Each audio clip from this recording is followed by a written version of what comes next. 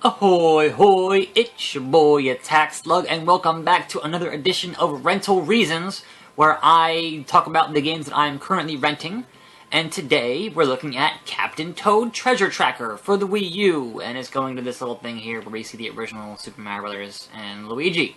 But, yeah, somewhere it's going to hit the back to the title screen. It does that after a minute or so. Anyway, this is a game I'm currently renting from GameFly, as I rent most of my games from GameFly. It is an excellent service. And this is pretty much the bonus stages of Super Mario 3D World spun out into their own game. I have finished this, mostly. I'll get to that in a little bit. But just to show you what this game is and what it's about, you can see here that I have several objectives. My main objective here is to get a star. But there are also 3 gems. And there's also a bonus objective. And you have a time challenge, but you won't get all that extra stuff until you actually finish a lot of the bonus objectives in each of the episodes. So, starting out, you can see here, I am Captain Toad. The first thing you're gonna want to know is that I cannot jump. There is no jump button. I can pick things up. I can run. I can turn my headlamp on and off, and that comes into play in some of the later stages, but not super important. And yes, you can kind of just grab stuff. You can see right here that there's a gem. And the main conceit behind this game is that you can rotate the stages to get a better angle on what you should be doing or where you should be going. And the actual objectives, most of the time, are pretty simple. So the challenge becomes, can you get, like here, can you get to all the bonus stuff? Can you figure out how to get to that gem? And in this case, we're going to take this thing here and throw it and get that gem. Now, obviously, you can see the star there. Like, the actual objective is usually pretty clear as to what you should be doing, where you should be going. The challenge is all of the extra stuff. Can you figure out how to get to the extra stuff? Like, we're going to go over here and deal with this Shy Guy, because there's some stuff back there we might want. So we'll do that. We'll mash the A button, we'll get a little hammer here, do that. Smash these deals here. You can see that there's a golden mushroom there, and I fucked that up. Yep, I fucked that up. So, ideally, I would have taken that hammer and hit this brick here, and then I would have gotten to that golden mushroom. But as I've completed all these stages and done all the bonus stuff, not super important. So, also I will go over here, pull this up, and if I go back and talk to this Toad here with the blue hat, there's a gem. So that's the 3rd gem. Now obviously, as you can see, I already have all 3 gems because I've already beaten all this stuff, but just for the benefit of the folks at home watching this, you know, I want to kind of show off what I should be doing now. As you can see there, that took me 121 seconds. The fastest time in this stage that I did was 15 seconds, and the par time is 16 seconds. So obviously, ignore all the bonus stuff and just go straight to the end. But you don't get that until you actually complete everything else, get all of the gems in every stage, get all of the bonus objectives, then the time stuff unlocks. Now, finishing the time stuff does not get you any additional content, so as such, I'm just not gonna do it. Like, I don't care that much.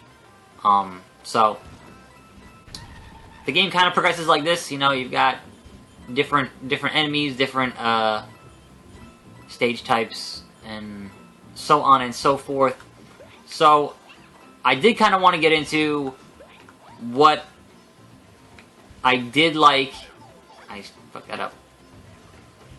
Alright, so let's get right to the meat of this topic.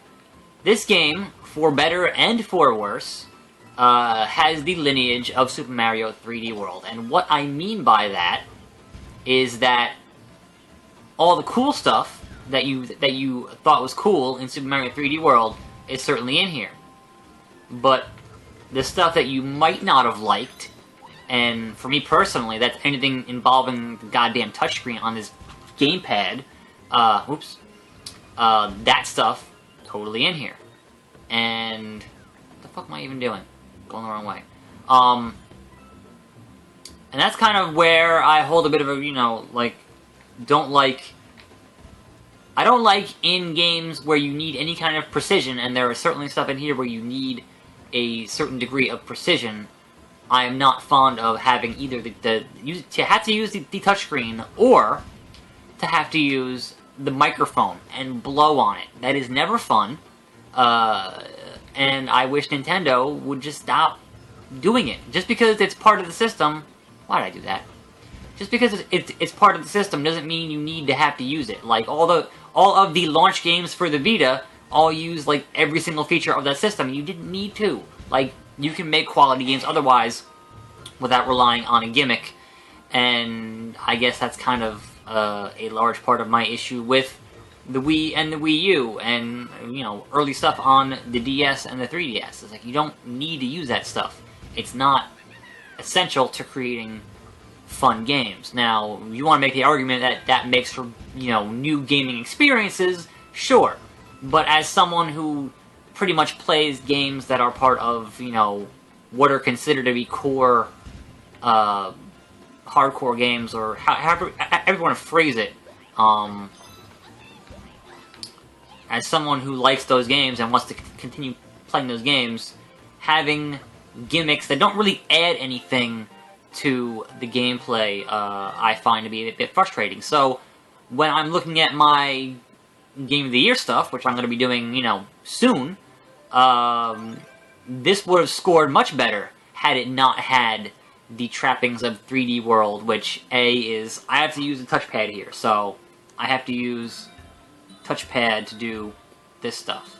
And in a stage like this, not as big of a deal, but when you get to later stuff where you've got enemies and you're having to keep track of the camera and hit the touchscreen at the same time, and it just becomes overwhelmingly annoying and too much to keep track of for, you know, what should be a fun gameplay experience. Now, I don't want to spend this whole video harping on these points, because certainly that is not the whole game. Alright, we got every couple stages you'll get a bonus stage where you can get coins, and coins give you extra lives. Obviously, I have the max amount of lives, so not that big of a deal for me, but just to show off what it looks like, we'll do the hammer one, the pickaxe here. And so you have 10 seconds to get as many coins as possible, like so. And there are a few different variations on this theme, and they are fun little distractions. They're alright. So, the game does get harder. Obviously, these are, you know, I'm just doing the first few stages here, so the game's, you know, does get more difficult. It has a couple of boss fights. The boss fights are okay. They're not great. Let's jump into Book 3 here. Show something a little more difficult before we show the actual part that I'm stuck on, which is interesting. So, let's say here, Rolling Inferno. Now, it's showing you what time I did in this game. That was my original playthrough, not the actual. I didn't do any of the challenge times. Outside of the first stage, I didn't go for any of the challenge times. You can see here, it gets more complicated. And that's good, because, you know, you want to have a bit of a challenge, but, you know, you still want to have it not be, you know, like a Dark Souls experience or anything. That's not what you're going for playing a... Nope, I missed it. See, that's dumb. Blowing on the microphone to have to do your thing is dumb. It will never not be dumb. I can't imagine any game that would actually use it and I, you know, would like it. And honestly, there was some stuff in the later stages where it was required to such a degree that I was getting lightheaded. So, stop that. It's stupid. Oh, shouldn't have done that. Should have been paying more attention. So, knowing how to manipulate the camera here, obviously very important. But for the most part, it controls pretty easy, and I'm not gonna get that gem. Don't care. Just gonna get the star. For the most part, it is an enjoyable game experience. It took me about 13 hours to do almost everything. So for $40, it is a pretty good value, I felt. There is certainly a large variety of what you are doing or what you should be doing. Some of them are more puzzly, some of them are a bit more action-y. I don't know that I necessarily have any... Oh! I'll show off one of the minecart stages. These ones are a little bit different than the traditional gameplay. And I don't know how well it's going to play here, or how well it's going to show off. So you can tap the enemies to kind of freeze them for a half second, and that's kind of useful, but I don't know. So you get in the minecart here. It goes into first person on the gamepad. So I'm in first person here on the gamepad, and then you use the analog stick to look around, and then you shoot, you know. So my goal here is to shoot stuff, to, you know, shoot these boxes, get these coins, and they have. So this is, you know, there are like one or two of these in each of the books, and they're alright, but obviously if you miss the thing that you want to get, you are going back to play this whole stage again just to get the one thing that you missed. And that's not great, you know, because you can't really backtrack, but there aren't that many of them, so it's not that big of a deal, really. So we're just gonna run here. Just gonna run as Toadette. So these things, actually, you can knock them out momentarily, but they will come back. You can kill them. I'm just gonna take that. Yeah, do that. You can kill them, but it requires either dropping down, because obviously you can't jump, or using one of the charging chucks to knock them out. And actually, one of the bonus objectives that requires you to do that for a whole train full of them is actually one of the more difficult things in the game that I managed to accomplish. I missed that gem, but who cares? And we're gonna head down here. Have a big drop. Hit that power block there. Yep. That gave us a 1. I missed it! There it goes. It was a 1 up and I missed it. Not that I really need lives right now, but you know.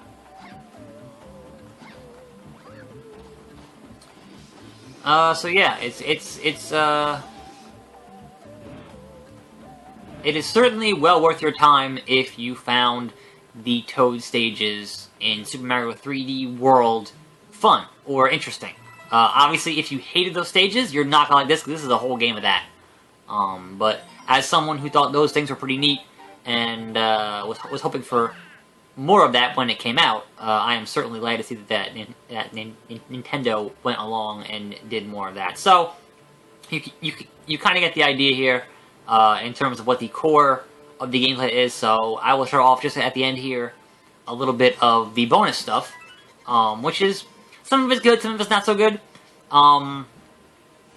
But back to the start here. So, if you have saved data from Super Mario 3D World on your Wii U, you will open up these stages here, and you are playing through, literally, Mario 3D World stages as Toad, who can't jump. So they're kind of redesigned a little bit. And there are a handful of them, and, you know, they're interesting. They're not, you know, not super great or anything. So then, these stages are stages that are in this game that you have to... I'll just show off real fast what this is. So this is the stage that's in the core game, and instead of just being Toad, you are collecting the Toad Brigade, and they will follow you. And how that makes the game more challenging is that if they die, you're done. So eventually you have 3 of them following you, and there's 4 of you, and you gotta maneuver through a stage and do all this bullshit, and that's actually a lot harder than it sounds. So I did all those. After that, for those of you who... What's a good stage to show off for this? These are all fucking hard. If you did not like the Shadow Mario stages in, like, Sunshine and Galaxy and those games, you won't like this, because it is the same exact concept. So this little mummy toad thing here is going to follow me, and if I stop, obviously he will kill me. So you'll see here about 2 seconds here. There he is. So he is mimicking, watch me go zigzag, he is mimicking my movements as I make my way through this stage. And if I stop, boom. So you're just constantly moving to get this stage done. And when you've got any kind of precision you need to get done, if you make a mistake, he is right on your ass. So if you didn't like Shadow Mario, you would not like this. But if you thought those were interesting or, you know, challenging, then certainly, then you might like this stuff. I need to find another word besides interesting and stop using that word, because goddamn. Anyway, let's get out of here. So that brings us to the very last thing that I want to show off here. These are just the actual, like, book prologues. They aren't actually, like, a stage thing. It's stupid. But here we are. Mummy Me Maze Forever. There are 50 levels of this. You can see here, I've made it to level 28. I had not done any better than that. I probably won't do any better than that. This is going back to Gamefly, like, you know, soon. So I'll just show you what this is. It's basically a roguelike, as weird as it is to say that. The stages are different every time, and you've got two goals. One is to obviously get through the stage, and the other is your bonuses to get 5,000 coins. So basically, you want to get to this little goal here at the end of these stages. Not get hit, not die. But like most video games, it is going to increase in difficulty the longer that you play it. So to actually have a successful run of this, it's going to take you about 15-20 minutes, depending on how good you are. And I am... Alright, that's going to help. Kill you. But I'm not very good at this stuff. So, and then he's back. You won't get the hammer that often, so it is a fantastic thing when you actually do get it. And see, that's a dead end. I gotta spin around here and not hit him. Now, every 10 stages, they will increase the amount of toads, or the amount of mummies who are chasing you. So, at the end of that nonsense, you have 4 different mummies chasing you. So, up to the last 3 seconds of what you were doing is being mirrored right behind you. And they get real close right behind you. That's not cool. So here you can see we have a Magic Koopa and a Charging Chuck who will just come right through these fucking blocks. So you gotta worry about that. You gotta worry about being chased. You gotta worry about what the fuck I'm doing. At the same time, you are constantly, you know, adjusting the camera to see what the hell, you know, which actual path or actual paths. And that was stage 5. So, you know, I think that the enemy placement is similar each time you go through it, or at least, you know, the enemy types per stages. Fuck. But the layout is not the same. So, if you thought, oh, I'll just memorize the layout. No, that's not gonna happen. As much as that would be an insane proposition of memorizing 50 stages to be able to get through them effectively, it's just kind of not going to happen. So, as I said, I've gotten as high as... Oh, I want that mushroom. I want that mushroom. I've gotten as high as 28. We'll see if I can do any better here before I stop this video.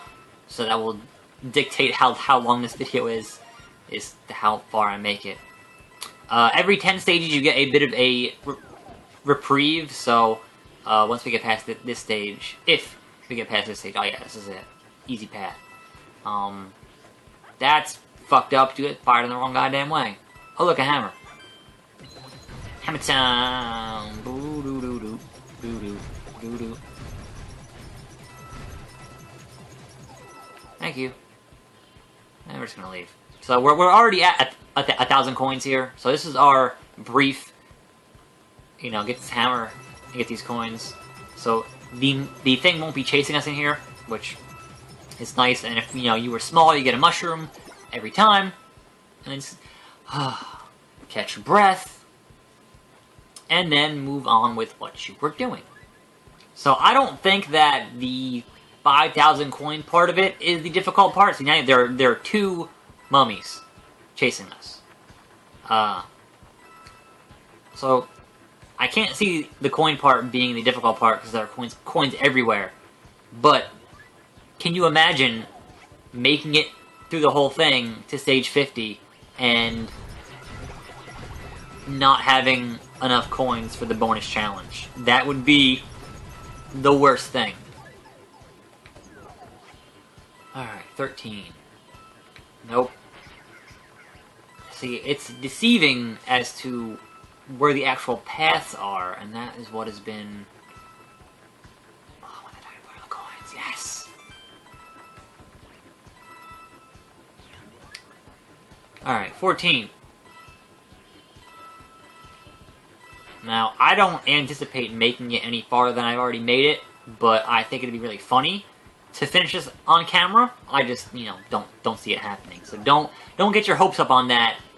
This does get, like, super hard. Now, I've heard that this works much like the main game works, so I could totally be trying to use the touchscreen to also, like, freeze enemies, but I'm constantly moving the camera, so how the hell would I don't have enough hands for that.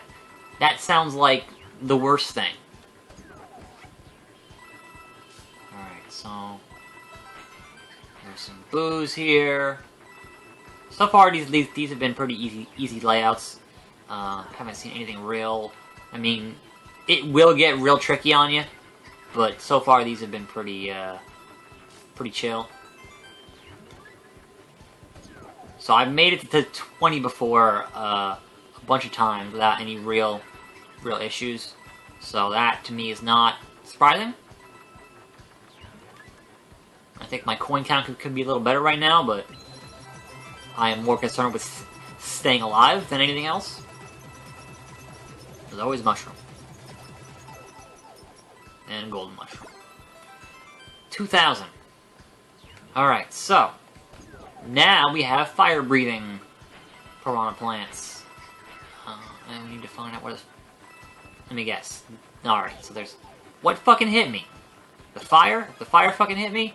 That is a dead end! That's not... Fuck! So you can see how immediately things go south really quickly. And that is the problem I've been having in trying to actually finish this thing. It's not gonna happen. It's just not gonna happen. So, in conclusion, Captain Toad Treasure Tracker is about his motherfucking paper.